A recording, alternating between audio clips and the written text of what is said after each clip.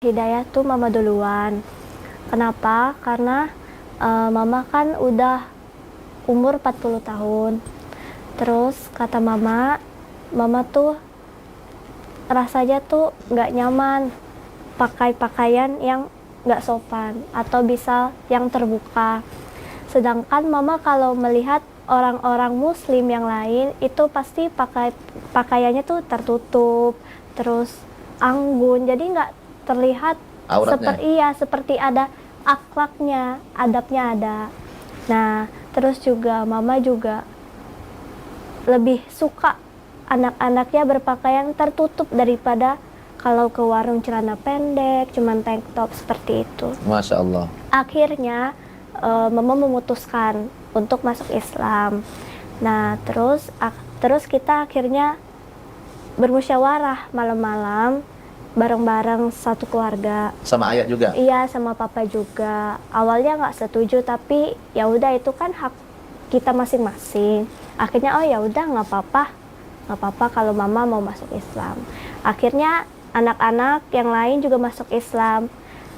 Terus setelah anak-anak yang lain maksudnya mau masuk Islam gitu? Mau masuk Islam. Iya. Setelah itu papa, baru terakhir saya, Khadijah. Terus boleh diceritakan bagaimana pengalaman masa-masa kecilnya Khadijah barangkali?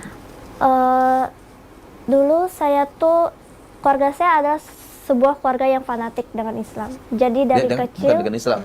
Fanatik dengan agama dulu. Iya, sangat fanatik dengan agama Islam. Jadi saya tuh dari bukan kecil. fanatik dengan Islam. Maksudnya? Fanatik dengan agama dulu.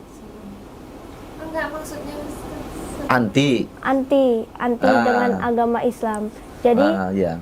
selalu ditanamkan Islam tuh begini, Islam tuh begitu. Jadi saya tidak pernah tahu apakah isi sebenarnya Islam tuh seperti apa. Yang saya tahu Islam tuh ya begitu seperti di TV-TV, teroris, bom, apapun itu. Nah, dan bergaul dengan orang-orang Muslim tuh diblok. Jadi nggak boleh. Papa. Iya. Bahkan melirik Al-Quran aja nggak boleh. Jadi ya memang benar-benar ditutup. Diprotek betul ya anak-anaknya dari pergaulan. Iya, bahkan pindah tempat tinggal ke tempat tinggal yang mayoritasnya Chinese semua. Tadinya di lingkungan yang Muslim. Iya, Muslim. Gara-gara kepanatikan terhadap agamanya, iya. Lalu minta pindah ke daerah akhirnya, yang sampai lingkungannya sekarang. satu komunitas. Iya. Ya? Oke. Terus akhirnya ya udah sampai sekarang di sekolah pun juga saya di sekolah ya sekolah Chinese, khusus mayoritasnya Chinese dan itu non Muslim semua. Gitu. Jadi memang papanya itu sangat fanatik ya dengan agama sebelumnya ya. Iya. Luar biasa ya. Nah terus ini kan mamanya yang mula-mula ya mendapatkan hidayah dari Allah. Tadi kalau ceritanya mamanya merenung, kok usia saya sudah 40 tahun, kenapa saya masih porno, pakaian saya masih membuka aurat, kemudian melihat orang-orang muslimah yang lain kok menutup aurat, rapi, kok anggun, nyaman, begitu ya. Terus ketika musyawarah keluarga itu, apa reaksi daripada Khadijah waktu itu ketika mamanya mengatakan ingin masuk Islam? Sedikit terkejut, tapi saya pikir mungkin itu memang keputusan mama sendiri karena memang udah benar-benar mantap gitu keputusan. Jadi saya tidak melarang apapun atau mengkekang atau sikap saya berubah pada mama saya karena pindah agama, itu tidak. Jadi saya tetap seperti biasa dan saya setuju. Alhamdulillah. Terus Khadijah setuju nih.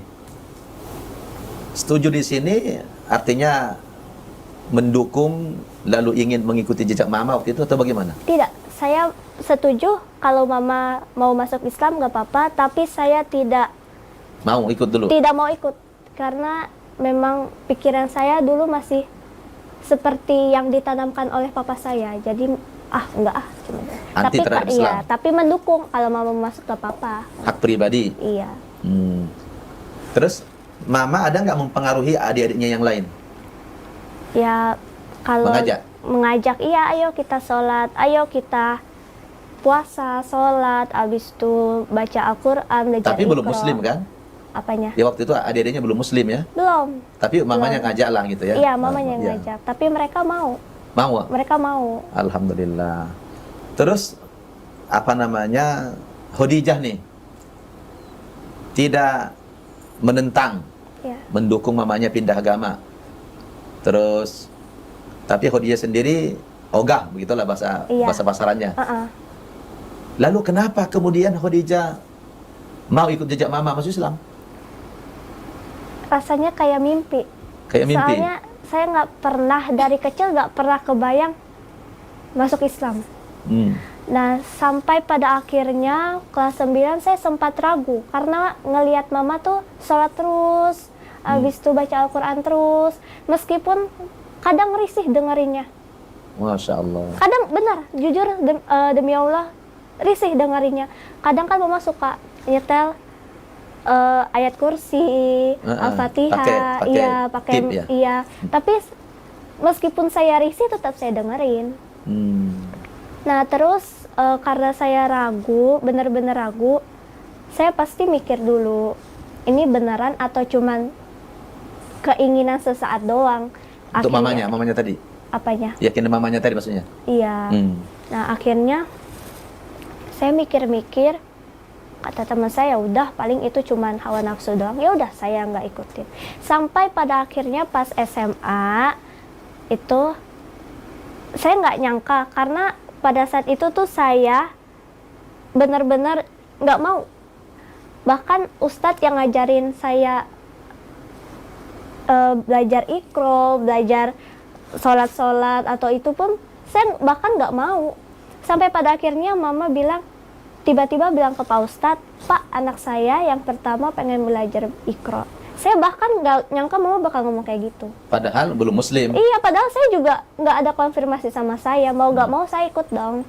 Ya udah saya Patuh sama orang ikut. tua lah ya? Iya, saya belajar dan akhirnya ya menurut saya gampang.